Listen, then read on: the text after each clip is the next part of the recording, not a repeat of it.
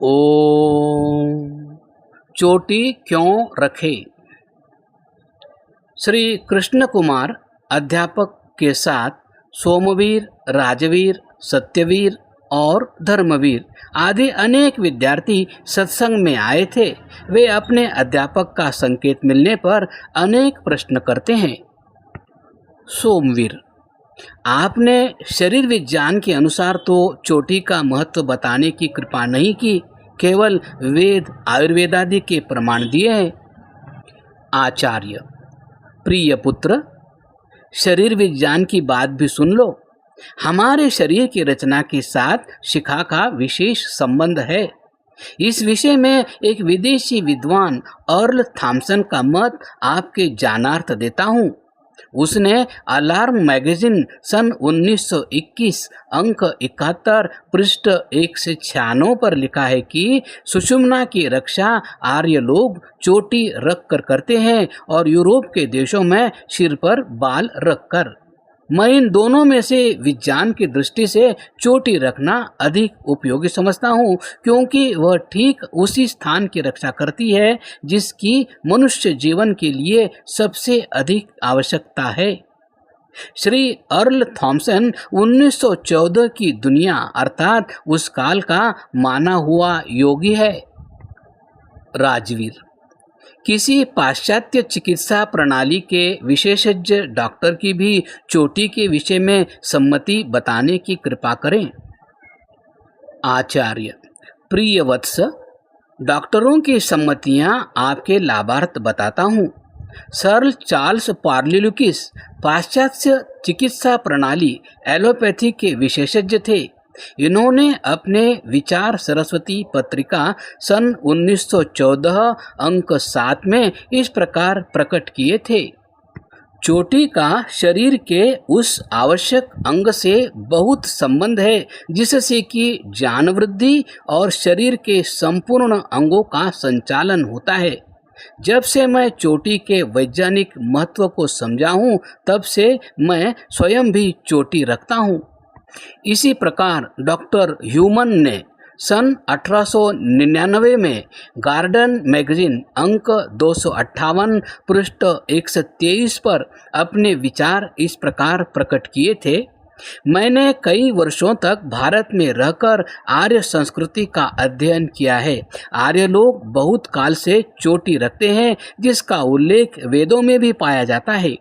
दाक्षिणात्य तो आधे सिर पर ही चोटी रखते हैं। मैं उनकी विलक्षण बुद्धि से बहुत प्रभावित हुआ हूँ। चोटी बुद्धि के विकास में अवश्य कुछ न कुछ सहायता देती है। चोटी रखना या सिर पर बाल अधिक रखना हितकर है। यूरोप का कोई भी देश ऐसा नहीं जो सिर पर बड़े बड़े बाल न रखता हो। मेरा हिंदू धर्म में अगाध विश्वास है।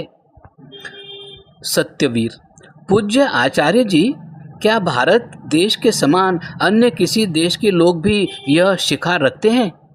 आचार्य: फिलाडेल्फिया अमेरिका के प्रसिद्ध विद्वान डॉक्टर I.E. क्लार्क MSD लिखते हैं, जब मैं चीन में भ्रमण करने गया तब मुझे यह देखकर बड़ा आश्चर्य हुआ कि चीनी लोग भी भारतवासियों के समान आधे सिर पर बाल रखते हैं। मैंने इस विज्ञान की जब से खोज की है, तब से मुझे यह विश्वास हो गया है कि आर्य लोगों का प्रत्येक नियम व कार्य विज्ञान से ओतप्रोत है और चोटी रखना आर्य लोगों का धर्म ही नहीं है, अपितु सुषुम्ना के केंद्रों की रक्षा के लिए ऋषि मुनियों की खोज का एक विलक्षण चमत्कार है। धर्मवीर: पूज्य आचार्य जी, हम तो आज तक सर्वथा अंधकार में ही थे कि चोटी हमारी उन्नति में इतनी सहायक है। हम तो आज तक यही समझे बैठे थे कि भारत के ये हिंदू जिन्हें आप बार बार आर्य नाम से संबोधित करते हैं, सभी मूर्ख हैं, रूढ़िवादी हैं, यूं ही बाल्यकाल से चोटी रखते हैं। जब हम अपने माता पिताजी से प्रश्न पूछते थे कि यह चोटी क्यों रखी जाती है, तो वे यही उत्तर देते थे कि चोटी हिंदुत्व का चिन्ह निशानी है। इसलिए जो चोटी हमारे माता पिता ने बाल्यकाल में हमारे सिरों पर रखी थी, कुछ वर्ष तो लज्जा भय के कारण हम उसे रखते रहे, किंतु जब 9वीं 10वीं श्रेणी में हुए तो अपने सभी सहपाठियों के साथ इसे सर्वथा निरर्थक और ढोंग समझकर कटवा डाला। प्रायः स्कूल कॉलेज के सभी विद्यार्थी ऐसा ही कर रहे हैं। यदि हमें यह जान होता कि चोटी रखने से इतने लाभ होते हैं तो हम कभी भी चोटी कटवाने की यह भयंकर भूल न करते। आपके उपदेश से हमारी आंखें खुल गई। जो विद्यार्थी आपके सत्संग में आए हैं वे तो आज से ही ये अंग्रेजी ढंग के बाल कटवाकर आपके गुरुकुल के ब्रह्मचारियों के समान चोटी रखेंगे। स्कूल कॉलेज में जाकर अन्य विद्यार्थियों को शिखा रखने की प्रेरणा करेंगे।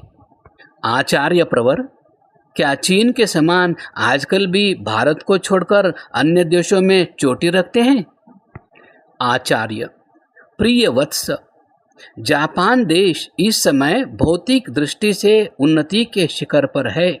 शारीरिक, बौद्धिक और सामाजिक दृष्टि से इस देश ने बड़ी उन्नति की है।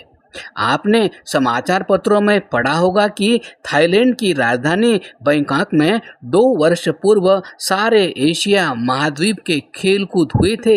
उन खेलों में जापान देश का सारे एशिया में सर्वप्रथम स्थान रहा। इसने सभी खेलों में मिलाकर 72 स्वर्ण पदक लिए। जो भारत देश कभी सारे संसार का शिरोमणि माना जाता था, उसे केवल 6 ही स्वर्ण पदक मिले। जापान के पहलवानों को संभवतः आपने देखा हो व सुना हो कि आज भी सभी जापानी पहलवान सिर पर चोटियां रखते हैं और गुरुकुल के ब्रह्मचारियों के समान अपनी मोटी चोटियों को गांठ देकर बांधे रखते हैं। कृष्ण कुमार, पूज्य आचार्य जी, हमें चोटी रखने के लाभों का तो कुछ जान हो गया, किंतु हम पूर्ण रूप से यह नहीं समझ सके कि सिर में चोटी रखने का ठीक स्थान कौन सा है। आचार्य, माननीय अध्यापक जी, चोटी व शिखा सिर के सबसे ऊंचे उठे हुए भाग के मध्य में रखी जाती है। जहां आपको बच्चों के सिर पर भंवर रूपी बाल दृष्टि पड़ते हैं, वही स्थान तथा उसके निकट चोटी रखी जाती है। उसी के नीचे अधिपति नामी मर्मस्थल और जिसे संस्कृत में शीर्ष कहते हैं, इसके नीचे मस्तिष्क होता है। हमारा मस्तिष्क 8 अस्थियों अर्थात हड्डियों से ढका हुआ है। इन अस्थियों के ऊपर बाल होते हैं और यही सिर का सबसे ऊंचा स्थान है जहां चोटी रखी जाती है।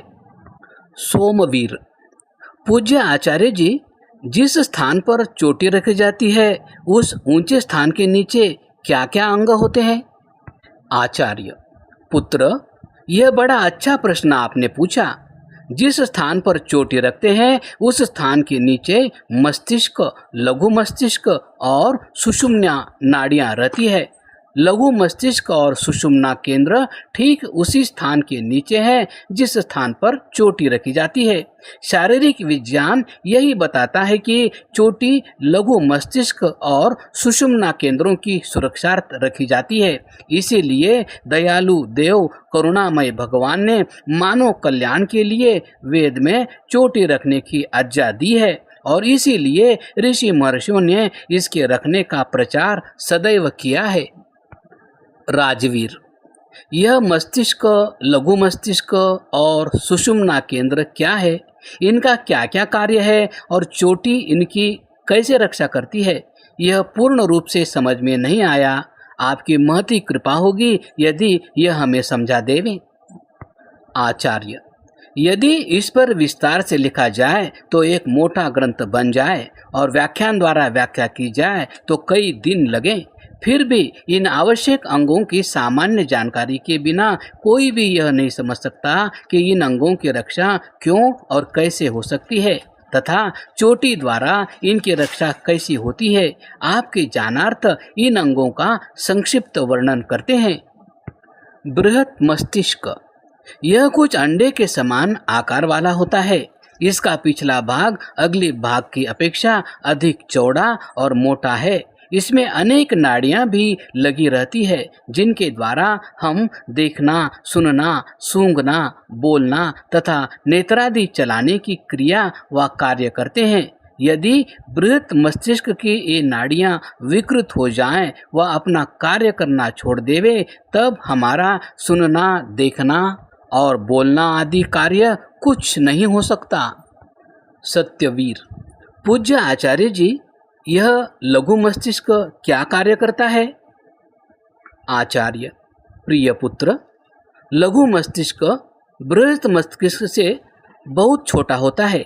इसकी आकृति पिचके हुए गोले के समान होती है। यह दीर्घ गोले जैसा होता है।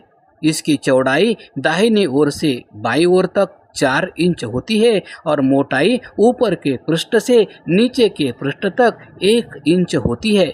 इसका भार 2.5 छटा के लगभग होता है। लघु मस्तिष्क बड़े मस्तिष्क के नीचे रहता है। इस पर घाइयाँ होती है जो बृहत मस्तिष्क की घाइयों से अधिक गहरी होती है। धर्मवीर: यह लघु मस्तिष्क कार्य क्या करता है?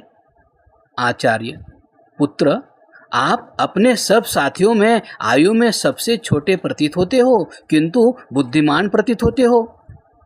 अपने प्रश्न का उत्तर सुनो।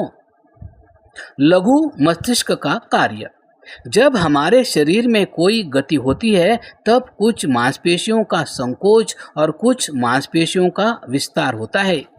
उदाहरण से सब समझ जाएंगे। जैसे आपके पैर पर गर्म जल गिर जाए, तब उस गर्म जल की गर्मी से पैर की त्वचा, चमड़ी के संवैधानिक कणों, पीड़ा की जान कराने वाले तथा तंतुओं में विशेष परिवर्तन होगा।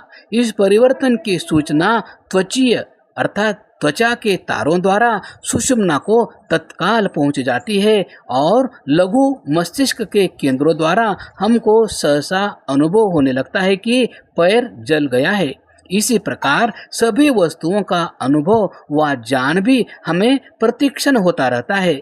यदि ये त्वचा के तार लघु मस्तिष्क तक पहुंच जाए और उनके केंद्रों को सूचना भी दे देते, किंतु यदि सुषुम्ना का केंद्र स्थान खराब हो जाए तो हमें किसी प्रकार का भी ज्ञान व अनुभव नहीं होगा। इसलिए बुद्धि के विकास के लिए लघु मस्तिष्क और सुषुम्ना की सुरक्षा होनी चाहिए।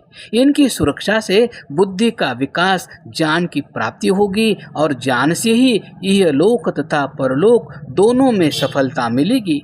अभ्युदय और निश्रेयस दोनों की सिद्धि ज्ञान पर निर्भर है। इसलिए ज्ञान को बढ़ाने के लिए लघु मस्तिष्क और सुषुम्ना के केंद्रों की सुरक्षा अत्यावश्यक है।